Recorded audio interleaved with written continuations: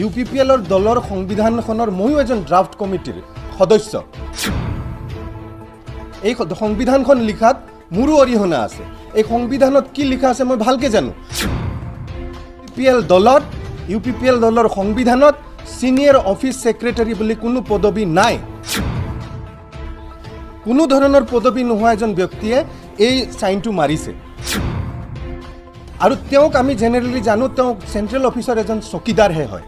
তেওঁ চকীদাৰৰ নিচিনা তাতে থাকে, মানুহ গ'লে তাতে চাহ পানীৰ যোগাৰ ধৰে। তেনেকুৱা এজন ব্যক্তি হ'ল চিন্ময় দে আৰু মাৰিছে। আৰু এই লেটাৰখন ড্ৰাফট কোনে কৰিছে মই ভালকৈ জানো। এই লেটাৰখন ড্ৰাফট কৰা ব্যক্তিজনে এতিয়া কোকৰাঝাৰ সমষ্টিৰ পৰা কিবা MP দলৰ টিকেট লাগে বুলি তলকে ঘূৰি ফুৰিছে। MA পাছ টিচৰ পৰা টাটা ইনষ্টিটিউট অফ ছ'চিয়েল ছায়েন্সৰ পৰা টিচৰ পৰা MA পাছ বুলি কয়। আৰু তেওঁৰ চৰিত্ৰটো হ'ল তেওঁৰ নিচিনা ইগ'ইষ্টিক মানুহ মই এই BTC অঞ্চলত দেখা নাই। এই ব্যক্তিজনে তেওঁ টিচৰ পৰা MA পাছ কৰিছে, মই টিচৰ পৰা MPhil পাছ কৰিছোঁ। মই টিচৰ পৰা MPhil পাছ কৰি এতিয়া মই PhD কৰি আছোঁ। তেওঁ সহ্য নকৰে এনেকৈ। তেওঁ যদি UPPL দলৰ হয় টিকেট লৈ খেলে, মই সিদিনা মিডিয়াত এজনে কোৱাৰ দিনা মই এগেইন কনফাৰ্ম কৰিব খোজোঁ তেওঁ UPPL দলৰ হয় 1.5 লাখতকৈ বেছি ভোট নাপায়। প্ৰমোদ বড়ো ডাঙৰীয়া এনেকৈ কাম কেতিয়াও নকৰে। প্ৰমোদ বড়ো ডাঙৰীয়াই মোক নিজৰ ভাইটিৰ নিচিনা মৰম কৰে। মই নিজে MSc ইন ৱাইল্ড লাইফ, মই ফৰেষ্টত ছাৰ্ভিচ দিছোঁ 15 বছৰ, এতিয়ালৈকে মই ছাৰ্ভিচ দি আছোঁ। মই জানো গছ পুলি কেতিয়া লগাব লাগে। আপোনালোকে এতিয়া যাৱাৰ সময়ত ৰাস্তাৰ কাষে কাষে যিখিনি কৃষ্ণচূড়া গছ দেখা পাব, যোৱা বছৰ আমি লগাইছোঁ, ঠন ধৰি উঠিছে, কিমান ডাঙৰ হৈছে, কি ছিজনত লগাইছোঁ, কেতিয়া লগালে গছ পুলি বাচি থাকে, এইবিলাক জানিব লাগে। মোৰ ভগৱানৰ ওচৰত সদায় আশীৰ্বাদ থাকিব যে UPPL দল আগবাঢ়ি যাওক। যিখিনি এজেণ্ডা লৈ এই দলে কাম কৰি আছে, জাতিৰ উন্নতিৰ কাৰণে যিখিনি কাম কৰি আছে সদায় ভালকৈ হওক। মই উল্টা গছক যদি আমি চেলাইন ফিটিং কৰি দিওঁ তথাপি এতিয়া গছ জীয়াই নাথাকে। হয়, যোৱাকালি আবেলি মই মোৰ মোবাইলত হোৱাটছআপত এটা মেছেজ পালোঁ। চিন্ময় দে বুলি এজন ব্যক্তিয়ে মোক মেছেজটো পঠালে। মই তাতে দেখা পালোঁ যে এইটো ৰিলিজ অৰ্ডাৰ আৰু মোক পাৰ্টিৰ পৰা ৰিলিজ কৰিছে আৰু মোৰ যিটো চেণ্ট্ৰেল পদবী UPPL দলত তাৰ পৰা মোক ৰিলিজ কৰিছে। মই আচৰিতে হৈ গ'লোঁ যে কিয় হ'ল ঘটনাটো। পিছত মই যেতিয়া লেটাৰখন ভালকৈ পঢ়ি চালোঁ, তেওঁলোকে ক'লে যে মই কিবা UPPLৰ সংবিধানৰ কিবা ৰুল ভায়লেট কৰা বুলি কৈছে। কিন্তু মেইন কাৰণটো তেওঁলোকে দেখাইছে যে মই ফেচবুকত এটা পোষ্ট কৰিছিলোঁ তাৰ আগদিনা। সেইটো হ'ল যে যি 10 লাখ পুলি ভৈৰৱকুণ্ডত লগাব গৈছে, মই এটা প্ৰশ্ন সুধিছিলোঁ যে ছেপ্টেম্বৰ মাহত এই পুলিখিনি লগোৱাতকৈ যদি এপ্ৰিল মাহত পুলিখিনি লগোৱা হ'ল হয় তেতিয়াহ'লে একটো লগোৱাত খৰচ কম হ'ল হয় আৰু পুলি বচাৰ মানে সংখ্যাটোও বেছি হ'ল হয়।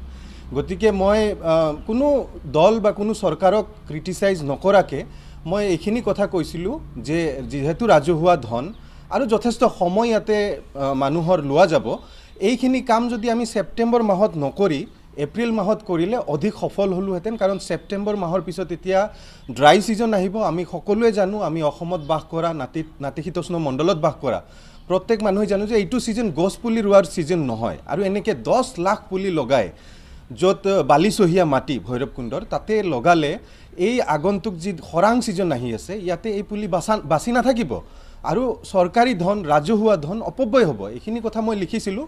কোনো দল বা চৰকাৰক মই তেনেকৈ ক্ৰিটিচাইজ কৰা নাছিলোঁ। ইনফেক্ট মই ফৰেষ্ট ডিপাৰ্টমেণ্টৰ মানুহকে কৈছিলোঁ যে যিখিনি ছেক্ৰেটাৰী লেভেলৰ বা ছিনিয়ৰ ফৰেষ্ট অফিচাৰ আছে তেওঁলোকে অন্তত আমাৰ হিমন্ত বিশ্ব শৰ্মা ডাঙৰীয়াই হওক, প্ৰমোদ বড়ো ডাঙৰীয়াই হওক, তেওঁলোকক যদি এটা ছাজেশ্যন দিলে হয় যে ছাৰ 5 মাহমান অপেক্ষা কৰক, বেছি ভাল হ'ব ঘটনাটো আৰু আমাৰ ছাকচেছ ৰেট বেছি ভাল হ'ব, তেনেকুৱা যদি পৰামৰ্শ এটা দিলে হয় ফৰেষ্ট অফিচাৰ, ছিনিয়ৰ ফৰেষ্ট অফিচাৰসকলে, তেতিয়া ভাল হ'ল হয়। এইখিনি কথাই মই খুব ক্ৰিটিকেলি লিখিছিলোঁ আৰু তাৰ বাবেই মোক দলৰ কেন্দ্ৰীয় পদবীৰ পৰা বহিষ্কাৰ কৰি দিলে। মই খুব আচৰিত হৈছোঁ আৰু মই আচলতে কাৰণটো কি, মোক এতিয়ালৈকে যিমান মানুহে ফোন কৰি কৈছে যে এইটো কোনো এটা কাৰণ হ'ব নোৱাৰে যাৰ কাৰণে এজন চেণ্ট্ৰেল পদবীৰ মানুহক ব্যক্তিক আপোনাৰ দলৰ পৰা বহিষ্কাৰ কৰি দিব। তো মই এতিয়াও কাৰণটো বিচাৰি আছোঁ আৰু মই কিছুমান বস্তু জানো দলত যিহেতু কেন্দ্ৰীয় পদবীত আছোঁ ময়ো অলপ ভাবি পাইছোঁ যে কাৰণটো নিশ্চয় এইটো নহয় ইয়াক বাহানা হিচাপে দেখাই আচলতে মোক অলপমান কোনোবাই পুতক ল'ব বা মানে ষড়যন্ত্ৰৰ বলি হ'লোঁ যেন পাইছোঁ আৰু মই যেতিয়া ড্ৰাফ্টখন চাওঁ কাৰণ মই চেণ্ট্ৰেল গভৰ্ণমেণ্টৰ লগত 5 বছৰ কাম কৰিছোঁ লেটাৰ এখন চালেই সেই লেটাৰ উদ্দেশ্য কি কেনেকৈ লিখিছে মই এইটো ভালকৈ বুজি পাওঁ এতিয়া আমাৰ যিখন লেটাৰৰ দ্বাৰা মোক ৰিলিজ কৰা হৈছে এই লেটাৰখনত আপোনাৰ যিজন মানুহে চাইন মাৰিছে যিজন ব্যক্তি চাইন মাৰিছে তেওঁৰ নাম হ'ল চিন্ময় দে আৰু চিন্ময় দেৰ তলত যিটো আপোনাৰ ডেজিগনেশ্যন লিখিছে এইটো ছিনিয়ৰ অফিচ ছেক্ৰেটাৰী আৰু সংবিধানখন UPPLৰ দলৰ সংবিধানখনৰ ময়ো এজন ড্ৰাফ্ট কমিটিৰ সদস্য এই সংবিধানখন লিখাত মোৰো অৰিহণা আছে এই সংবিধানত কি লিখা আছে মই ভালকৈ জানো চিন্ময় দেক যি ছিনিয়ৰ অফিচ ছেক্ৰেটাৰী বুলি লিখিছে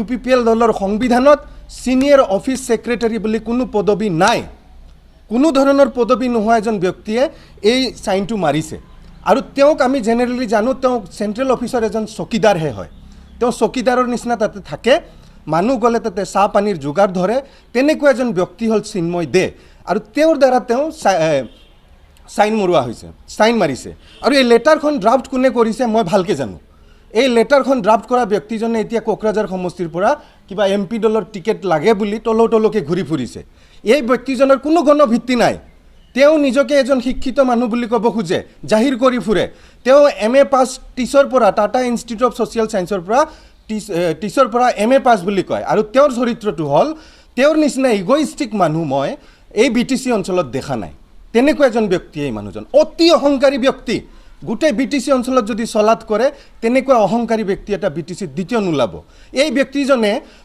তেওঁ টিচৰ পৰা MA পাছ কৰিছে মই টিচৰ পৰা MPhil পাছ কৰিছোঁ মই টিচৰ পৰা MPhil পাছ কৰি এতিয়া মই PhD কৰি আছোঁ তেওঁ সহ্য নকৰে এনেকৈ এই দলত UPPL দলত কোনো এজন জ্ঞানী গুণী ব্যক্তি থকাটো তেওঁ সহ্য নকৰে এজন অহংকাৰী ব্যক্তি এতিয়া MP টিকেটৰ কাৰণে তলকে ঘূৰি আছে তেওঁ যদি UPPL দলৰ হয় টিকেট লৈ খেলে মই সিদিনা মিডিয়াত এজনে কোৱাৰ দিনে মই এগেইন কনফাৰ্ম কৰিব খোজোঁ তেওঁ UPPL দলৰ হয় 1.5 লাখতকৈ বেছি ভোট নাপায় যদি বিজেপিয়ে সমৰ্থন নজনায় আৰু তেওঁ যদি নিৰ্দলীয় হয় কেণ্ডিডেট হয় MP খেলে 10,000তকৈ বেছি ভোট তেওঁ পাবলৈ সক্ষম নহয় এই ব্যক্তিজনে কি কৰিছে এই চকীদাৰজনক লগাই ফেলে এজন চেণ্ট্ৰেল কমিটিৰ মানুহক অব্যাহতি দিছে এয়া যুক্তিসংগত নেকি এয়া কেতিয়াও যুক্তিসংগত হ'ব নোৱাৰে প্ৰমোদ বড়ো ডাঙৰীয়া এনেকৈ কাম কেতিয়াও নকৰে প্ৰমোদ বড়ো ডাঙৰীয়া মোক নিজৰ ভাইটিৰ নিচিনা মৰম কৰে কিবা যদি প্ৰব্লেম আছে মোক মাতি নি বুজাব তেওঁৰতো সময় নাই এতিয়া প্ৰমোদ বড়ো ডাঙৰীয়া চৰকাৰ চলাওঁতে দৌৰি ঘূৰি ফুৰি আছে কেতিয়াবা দিল্লী কেতিয়াবা দিছপুৰ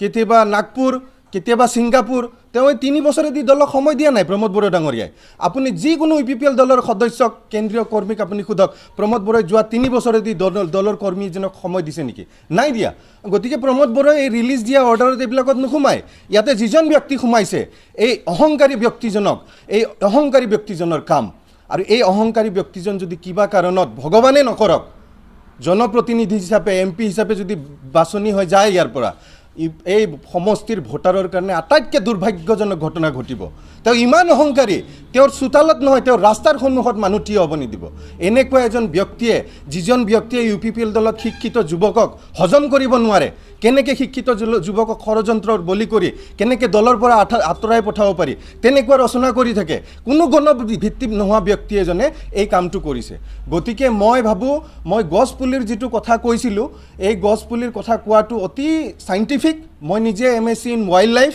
মই ফৰেষ্টত ছাৰ্ভিচ দিছোঁ 15 বছৰ এতিয়ালৈকে মই ছাৰ্ভিচ দি আছোঁ মই জানো গছপুলি কেতিয়া লগাব লাগে আপোনালোকে এতিয়া যাওয়াৰ সময়ত ৰাস্তাৰ কাষে যিখিনি কৃষ্ণচূড়া গছ দেখা পাব যোৱা বছৰ আমি লগাইছোঁ ঠন ধৰি উঠিছে কিমান ডাঙৰ হৈছে কি ছিজনত লগাইছোঁ কেতিয়া লগালে গছপুলি বাচি থাকে এইবিলাক জানিব লাগে আৰু সেইমতে মই লিখিছোঁ যে ছেপ্টেম্বৰ মাহ গছপুলি লগোৱা মাহ নহয় আৰু এইটোৰ কাৰণে চেণ্ট্ৰেল পদবী এটাৰ পৰা কাকোতো ৰিলিজ দিব নোৱাৰে আৰু এই ৰিলিজ দিছে যে ইয়াৰ পিছত গভীৰ ষড়যন্ত্ৰ আছে কিছুমান মই এতিয়া চাওক মই এজন ব্যক্তি হিচাপে এটা দলৰ পৰা ওলাই যোৱাটো ডাঙৰ কথা নহয় এজন ব্যক্তি হিচাপে দল এটা বহুত ডাঙৰ বস্তু কাইলৈকে যদি প্ৰমোদ বড়ো ওলাই যায় বিজেপিও যোগদান কৰে তেতিয়াও UPPL দল একো নহয় UPPL দল তাৰ আগতো আছিল এতিয়া আছে আৰু ভৱিষ্যতলৈ থাকিব মোৰ ভগৱানৰ ওচৰত সদায় আশীৰ্বাদ থাকিব যে UPPL দল আগবাঢ়ি যাক, যিখিনি এজেণ্ডা লৈ এই দলে কাম কৰি আছে, জাতিৰ উন্নতিৰ কাৰণে যিখিনি কাম কৰি আছে সদায় ভালকৈ হওক। মই মোৰ সমৰ্থন জনাম, মই এতিয়া ভিতৰত থাকি নহয়, মই বাহিৰত থাকি হ'লেও সমৰ্থন জনাম আৰু সদায় মোৰ শুভেচ্ছা থাকিব। কিন্তু গতিকে এই যে সাধাৰণ কথা এটা কোৱাৰ কাৰণে মোক যে দলৰ পৰা ৰিলিজ দিছে, এইটো আচলতে চবেই বুজি পাইছে কাৰণটো কি চবেই জানে। আচলতে এইটো এটা ইণ্টাৰনেল ষড়যন্ত্ৰ। এই বিশেষকৈ সেইজন ব্যক্তি যিজন ব্যক্তিয়ে এতিয়া MP টিকেটৰ কাৰণে তলকৈ ঘূৰি ফুৰিছে, তেওঁ কাকো হজম কৰিব নোৱাৰে। তেনেকুৱা মানুহ যদি জনপ্ৰতিনিধি হিচাপে পঠিয়াই দিয়া হয়, ভুলতেও পঠিয়াই দিয়া হয়, সমষ্টিৰটো উন্নয়ন নহয়, লগতে সমষ্টিৰ যিবিলাক বাধা বিঘিনি আহিব, তেওঁৰ কাষত যাই কথা কোৱাৰো সময় পোৱা নাযাব। গতিকে মই আগন্তুক দিনত সমাজৰ হৈ কাম কৰি যাম, কৰি আছোঁ এতিয়াও, যিমান মোৰ কেপাচিটিত মই কৰি যাম আৰু সমাজৰ ভাল হওক। আমাৰ অধিকাৰৰ কথা আছে, সাংবিধানিক অধিকাৰৰ কথা আছে, এইবিলাকক হৈ যুঁজ দিম। এতিয়াও আমাৰ BTC অঞ্চলত আমি বহুতেই সৰ্বহাৰা হৈ আছোঁ, বহুতেই আপোনাৰ যিখিনি পাব লাগে পোৱা নাই। ভূমিৰ অধিকাৰৰ ইছ্যু ওলাইছে, এভিকশ্যনৰ ইছ্যু ওলাইছে। এইবিলাকক লৈ আমি যিখিনি উন্নত শিক্ষিত যুৱচাম, এওঁলোকে বহুত কাম কৰিবলগীয়া আছে। এইবিলাক কাম কৰিম, শিক্ষাৰ ক্ষেত্ৰত কাম কৰিম, পৰিৱেশৰ ক্ষেত্ৰত আগৰ পৰাই কাম কৰি আছোঁ, কৰি থাকিম। গতিকে UPPL দলৰ পৰা ৰিলিজ দিয়াত মই ভাবোঁ মোৰ যিখিনি দলৰ একো ক্ষতি নহয় আৰু ব্যক্তিগতভাৱে মই যিখিনি কৰি আছোঁ বা কৰি থাকিম বুলি মই যিখিনি সিদ্ধান্ত লৈছোঁ, এইখিনি মই কৰি থাকিম। এইখিনিয়ে মোৰ ক'বলগীয়া। মই যদি বেলেগ এতিয়া মোৰ ৰিলিজ অৰ্ডাৰত যিটো কথা দিছে, যিখিনি কথা লিখিছে, তাৰ ওপৰত বেছ কৰিয়ে মই ক'ব লাগিব। এতিয়া ইয়াতে যিটো কজ দেখাইছে যে মই চৰকাৰৰ বিৰুদ্ধে কৈছোঁ বুলি কৈছোঁ, চাওক দেই, চৰকাৰৰ বিৰুদ্ধে, মই দলৰ বিৰুদ্ধেও কোৱা নাই, চৰকাৰৰ বিৰুদ্ধে বুলি কৈছে। তো চৰকাৰ এটা বেলেগ, দল এটা বেলেগ হয়। চৰকাৰ সদায় বেলেগ বিষয়, দল সদায় বেলেগ বিষয়। আৰু যিটো কেন্দ্ৰীয় আঁচনিৰ বুলি কৈছে, নহয়, এইটো অমৃত বৃক্ষ আন্দোলন, এইটো আমাৰ আসাম ষ্টেটে লোৱা প্ৰজেক্ট হয়। আৰু ভাৰতবৰ্ষ এটা বহুত ডাঙৰ দেশ। এতিয়া দক্ষিণ ভাৰতত এতিয়াও বৰষুণ হৈ আছে, তাতে গছপুলি লগালে কি হ'ব নহ'ব এইটোত বেলেগ মেটাৰ। গতিকে ইমান বিশাল এটা দেশত ছিজন বেলেগ বেলেগ হয়, বেলেগ বেলেগ জেগাত। কিন্তু অসমত এইটো যিটো ছিজন আৰু এই অঞ্চলত, উত্তৰ অঞ্চলত যিটো ছিজন, এই ছিজনটো বালিচহীয়া মাটিত এতিয়া গছপুলি লগালে নহ'ব। এতিয়া কি হ'ব, মাটিয়েহে গছৰ পৰা পানী টানি ল'ব। উল্টা গছক যদি আমি চেলাইন ফিটিং কৰি দিওঁ, তথাপি এতিয়া গছ জীয়াই নাথাকে, কাৰণ মাটি ইমান শুকাই যাব। এতিয়া এই যিটো ৰ'দ পৰিছে, চন পৰা ৰ'দ, এতিয়া চন পৰিব চব। ফাগুনমহীয়া বতৰ যিটো আৰম্ভ হ'ব, জুই মাৰি দিলে জ্বলি যাব চব। এনেকুৱা এটা পৰিৱেশ এতিয়া অসমত আহিব। চবেই জানে এনেকুৱা, আমাৰ খেতিয়কসকলে বেছি ভালকৈ জানে। এইটো এতিয়া গছপুলি ৰোৱা সময় নহয়।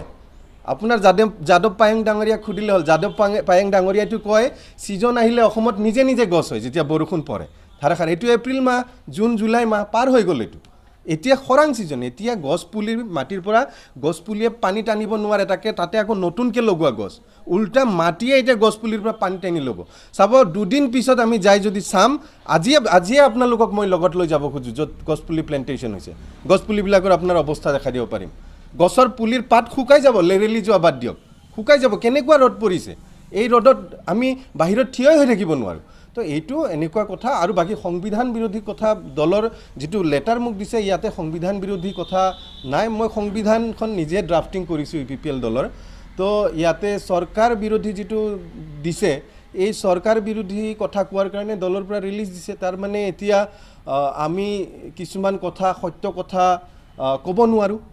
মই যিখিনি কথা কৈছোঁ চাইণ্টিফিক, অকল সত্যই নহয়। আৰু চাওক, এজন শিক্ষিত যুৱক হিচাপে মই ক্ৰিটিকেল থিংকিং কৰি ক্ৰিটিকেলি কথা ক'ব লাগিব। নেগেটিভ চৰ্চা নহয়, এইটো নেগেটিভ চৰ্চা নহয়। আমি যিটো কৰোঁ এইটো ক্ৰিটিকেল থিংকিং আৰু ক্ৰিটিকেল চৰ্চা। আপুনি সত্য কথা কোৱাৰ কাৰণে UPPL দলে বহিষ্কাৰ কৰিলে নেকি? সত্য মানে সত্য নহয়, মোৰতো ফেকচুৱেল কথা কৈছোঁ। মই সত্যৰ ওপৰত গুচি যায় যদি ফেকচুৱেল, সত্যটো ৰিলেটিভ শব্দ। আপোনাৰ কাৰণে যিটো সত্য, মোৰ কাৰণে সেইটো সত্য নহ'বও পাৰে। কিন্তু মই যিখিনি কথা কৈছোঁ এইটো ফেকচুৱেল কথা। ফেকচুৱেল কথা কোৱাৰ কাৰণে যদি কাৰোবাৰ কিবা প্ৰব্লেম হয়, একচুৱেলি মই কৈছোঁৱে অলৰেডি যে এইটো এটা ষড়যন্ত্ৰৰ বলি হ'লোঁ মই। মোৰ ক'ব লগা, আপুনি শক্তিশালী ৰূপত কানাইগাঁও বিধানসভাত আপুনি যুঁজ দিছিলে এজন জনপ্ৰতিনিধি হিচাপে, আৰু BTC গোটেই BTRৰ যিখিনি সমষ্টি আছে, গোটেইত আপুনি নিস্বাৰ্থভাৱে কাম কৰিছিলে। ইতিমধ্যে আপোনাক মই UPPL দলৰ যিখিনি নিষ্ঠাবান কৰ্মী আছে, তেওঁলোকে মোক কেতিয়াও বেয়া নাপায়, মই ভালকৈ জানো। আৰু মই তেওঁলোকক কেতিয়াও বেয়া নাপাওঁ। আপোনালোকক আজি মিডিয়াৰ আগত মই কওঁ, UPPL দলৰ যেতিয়া আমি জইন কৰিছিলোঁ প্ৰমোদ বড়ো মই একেলগে জইন কৰা একেটা তাৰিখতে জইন কৰা UPPL দল আৰু তাৰ আগতে UPPL দলৰ নিৰ্বাচনী প্ৰতীক চিহ্ন ছাতি আছিল ছাতি এতিয়া ট্ৰেক্টৰ আৰু ট্ৰেক্টৰ যে ৰঙা ট্ৰেক্টৰ আৰু এই ট্ৰেক্টৰৰ ৰঙা ৰংটো কোনে দিছে জানে এইটো কামাল আজাদে দিছে ট্ৰেক্টৰৰ যিটো ৰঙা ৰং এইটো কামাল আজাদে দিছে এতিয়াও মোৰ লগত হাৰ্ড কপি আছে মোৰ লগত এতিয়াও যিটো মেইন কপি মোৰ কম্পিউটাৰত এতিয়াও আছে প্ৰমোদ বড়ো ডাঙৰীয়াই কৈছিল ট্ৰেক্টৰটোত ৰং দিব লাগে মই তেওঁক সুধিলোঁ ছাৰ কি ৰং দিওঁ প্ৰমোদ বড়ো ডাঙৰীয়াই অলপ এই গুৰুজী বা কিবা অলপ মানে এইবিলাক তেওঁ ক'লে মই গুৰুজীক সুধি লওঁ গুৰুজীয়ে কৈছে গুৰুজীক সোধোতে গুৰুজীয়ে কৈছে যে ট্ৰেক্টৰটোত ৰঙা ৰং দিব লাগে গতিকে তুমি ৰঙা ৰং দি দিয়া মই ট্ৰেক্টৰটোত তেতিয়া ফটো শ্বপিং কৰি ৰঙা ৰং দিছোঁ আৰু আজিৰ তাৰিখত আপোনালোকে UPPL দলৰ যিমান ফ্লেগ হওক পোষ্টাৰ হওক যিমান লাগি আছে তাতে যি ট্ৰেক্টৰটো দেখা পায় আপোনালোকে ৰঙা ৰঙৰ ট্ৰেক্টৰ এইটো মই দিয়া UPPL দলৰ যিটো ফেচবুক পেজ দলীয় যিটো ফেচবুক পেজ এইটো ক্ৰিয়েট মই কৰা UPPL দলক মই নিজৰ বুলি ভাবোঁ এতিয়াও ভাবোঁ কিন্তু মই এতিয়া ক্লেইম কৰিব নোৱাৰোঁ যিহেতু মোক ৰিলিজ কৰা হৈছে কিন্তু যিখিনি কৰ্মী আছে এইখিনি মোৰ অতিকে আপোন মই একদম আন্তৰিকতাৰে তেওঁলোকৰ লগত কাম কৰিছোঁ আৰু তেওঁলোকে মোক খুব ভাল পায় মৰম কৰে সৰু ডাঙৰখিনিয়ে মোক সৰু ভাইটিৰ নিচিনা মৰম কৰে আৰু সৰুখিনিয়ে মোক মোৰ নিজৰ দাদাৰ নিচিনা মৰম কৰে মোৰ একো ক'ব লগা নাই ইয়াতে এইটো আৰু মই যিজন ব্যক্তিৰ কথা কৈছোঁ এই ব্যক্তিৰ কথাটো কেইদিনমান পিছত সম্পূৰ্ণৰূপে উদঙাই দিম গতিকে তেতিয়া দেখা যাব তেওঁ কি কৰে অন্য ৰাজনৈতিক দলত প্ৰৱেশ কৰিব নেকি নাই নাই নাই মই এতিয়াই তেনেকুৱা কোনো সিদ্ধান্ত লোৱা নাই আৰু ৰাজনীতিক ভালেখিনি অভিজ্ঞতা হৈছে মই দেখিছোঁ যে এতিয়া বিশেষকৈ ৰাজনৈতিক দলবিলাকৰ কোনো ধৰণৰ বিশেষ আদৰ্শ নাথাকে অত্যন্ত সুবিধাবাদী স্থিতিত যায় আমাৰ দৰে ব্যক্তি যিবিলাকে ভাবোঁ যে আদৰ্শত থাকিব লাগে তেওঁলোকৰ কাৰণে অলপ ক্ৰিটিকেল হৈ যায় মানে স্থিতি থকাটো হ'লেও UPPL দলে তেনেকৈ বিশেষ যে নিজৰ স্থিতি সলনি কৰিছে তেনেকুৱা নহয় এতিয়াও ৰাইজৰ হৈ কাম কৰি আছে প্ৰমোদ বড়ো ডাঙৰীয়াই দিনে নিশাই কাম কৰি আছে তো চলি থাকিব এনেকৈ আমাৰ নিচিনা মানুহ আহিব যাব দল এটা বহুত ডাঙৰ বস্তু তাতে আমি যে বিশেষ কামাল আজাদ ওলাই গ'ল দলৰ বিশেষ কিবা ক্ষতি হ'ব তেনেকৈ ময়ো নাভাবোঁ আৰু এইটো ভবাটো উচিত নহয় দুৰ্ভাগ্য যে UPPL দলৰ যিটো আন্তৰিক আলোচনা বা ডেম'ক্ৰেটিক এটা ছিষ্টেম আজিৰ তাৰিখত ইমান ভাল নহয় যিমান হ'ব লাগে আলাপ আলোচনা খুব কম হয় সিদ্ধান্ত লোৱাৰ ক্ষেত্ৰত আৰু মই এইটো স্পষ্টকৈ ক'ব পাৰোঁ এতিয়া যি দলৰ হয় দলৰ কৰ্মীসকলৰ হয় যি ধৰণে চিন্তা কৰিব লাগে তেনেধৰণে চিন্তা কৰা নাই প্ৰমোদ বড়ো ডাঙৰীয়াই শান্তিৰ কথা কয় শান্তিও ৰিলেটিভ শান্তি ঠিক আছে তেওঁ যিটো শান্তিৰ কথা ক'ব খুজিছে যে অস্ত্ৰমুক্ত BTC গঠন কৰা এইটো হৈছে কিন্তু মানসিক শান্তিৰ ক্ষেত্ৰত যদি চাওঁ UPPL দলৰ কোনো এজন কৰ্মী মানসিকভাৱে শান্তিত নাই একেবাৰে ভুগি আছে